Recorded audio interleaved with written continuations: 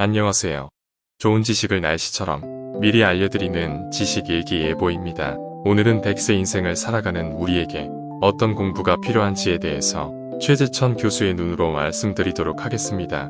어떻게 살아야 할까를 깊이 생각하다 보면 무엇을 배워야 할까라는 질문까지 닿게 됩니다. 당장 손안에 돈을 쥐어주지는 않지만 인생의 힘을 길러주는 책이 필요한 시대입니다. 나를 지키면서 좋아하는 일을 하며 먹고 사는 법이 있을까요?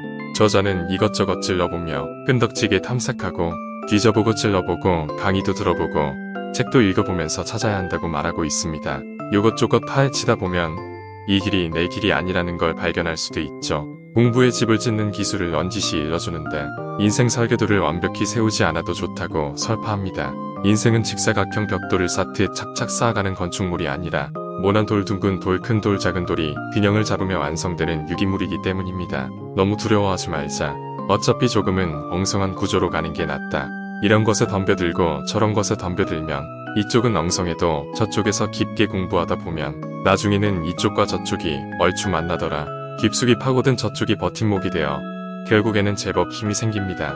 저자는 연구실에서 또 국립생태원장으로 일하던 시절에도 실수한 사람을 탓하지 않았습니다. 실수한 사람을 꾸짖지 않는다라는 철칙을 마음에 새기고 살아요. 제 경영 10계명 중 하나입니다. 그리고 다른 사람들은 내 실수를 별로 기억하지 않습니다. 우리는 실수하면 완전히 그 동네에서 매장된다고 생각하는데 다른 사람들은 나에게 관심이 없더라가 제 결론이고요. 너무 겁먹지 말고 들이대라가 제 조언입니다.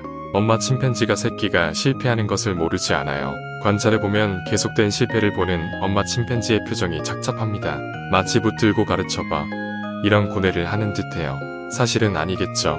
관찰하는 저의 감정이 이랬을 텐데요. 엄마 침팬지는 실패하는 새끼 옆에서 자기 열매만 계속 깨먹고 있습니다. 가끔은 새끼가 엄마 침팬지 걸 뺏어 먹어요. 뺏기면 할 수 없지만 배고프지. 엄마가 까줄게 그러지는 않습니다.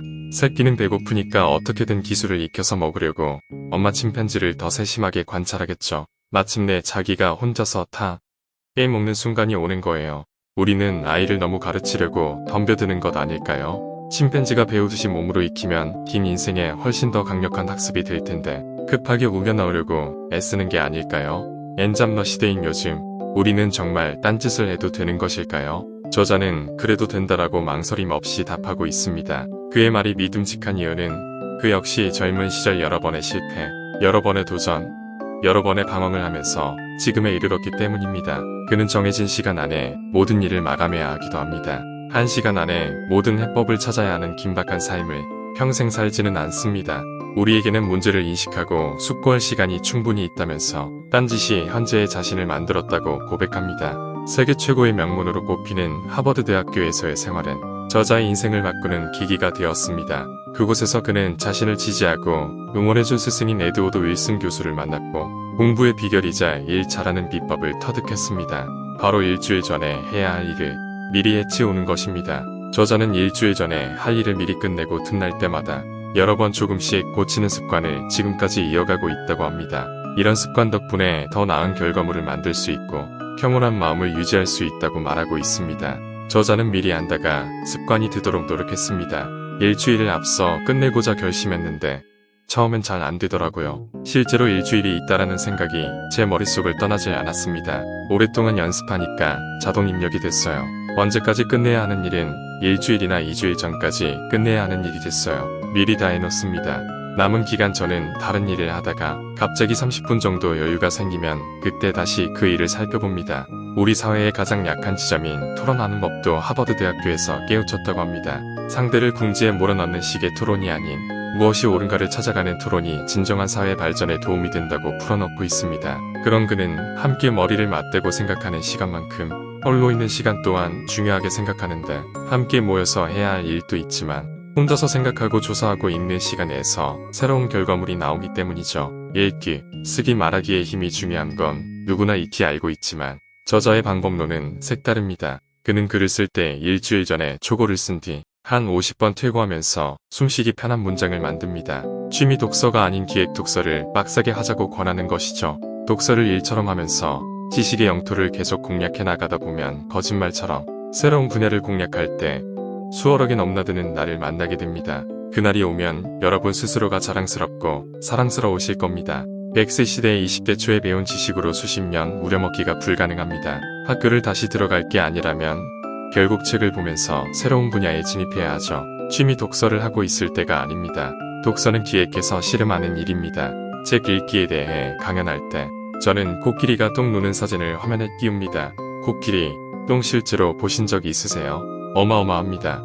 들어간 게 있어야 나오지 않겠습니까? 어떤 분은 독서를 안 하는데도 글을 제법 쓴다고 말해요. 저는 그 말을 믿지 않습니다. 많이 읽은 사람들이 글을 잘 써요. 읽은 내용을 기억해서 베끼는 게 아니라 읽으면서 생각하는 과정에서 자기만의 문장이 탄생합니다. 글을 읽지 않은 사람이 글을 잘 쓰는 사례를 거의 본 적이 없습니다. 요즘 같은 경쟁 시대에 남을 짓밟고 올라서는 경쟁을 해야만 살아남을 수 있을까요? 저자는 1인자가 독선으로 사로잡혔을 때의 패단과 모두가 공생하는 삶의 중요성을 동물 세계에 빗대어 들려주고 있습니다. 침팬지 사회를 예로 들면 동맹을 맺은 여러 수컷이 기존의 알파 자리에 있는 수컷을 두들겨 패 무너뜨리고 바로 그 동맹 관계에 있는 수컷 중에서 하나가 새로운 우두머리를 차지합니다. 우두머리 침팬지가 협력한 동료 침팬지에게 권력을 나눠주지 않으면 동료 침팬지들이 다시 다른 침팬지들이랑 동맹을 맺고 호시탐탐 노리다가 우두머리 침팬지를 몰락시킵니다. 어제의 동료가 오늘의 적이 되는 거죠. 코로나19 같은 대재앙이 일어나면서 나와 내 가족부터 살고자 하는 태도는 나와 내 가족조차 살리지 못하는 자세라는 걸 우리는 알게 되었습니다. 우리는 잘 모르기 때문에 미워하고 잘 모르기 때문에 질투하고 잘 모르기 때문에 따돌리지요. 충분히 아는 사이에선 대개 그런 짓을 못하잖아요. 소를 잡은 자들이 미처 손도 잡지 않은 독불장고를 몰아내고 함께 사는 곳, 이 자연이라는 말에 귀 기울이다 보면 슬기롭게 공존하며 살아가는 방법이 무엇인지 깨우치게 됩니다. 공부는 학문이나 기술을 배우고 익히는 단순한 과정이 아닙니다. 내가 누구인지 무엇을 좋아하는지를 들여다보며 바닥난 자존감을 일으켜 세우는 일인 것이죠. 이제 여러분도 한결같은 외길을 벗어나 철석 같은 여러분만의 길을 찾아가기 위해 공부해 보시는 거 어떨까요? 이상 지식일기 1교였습니다.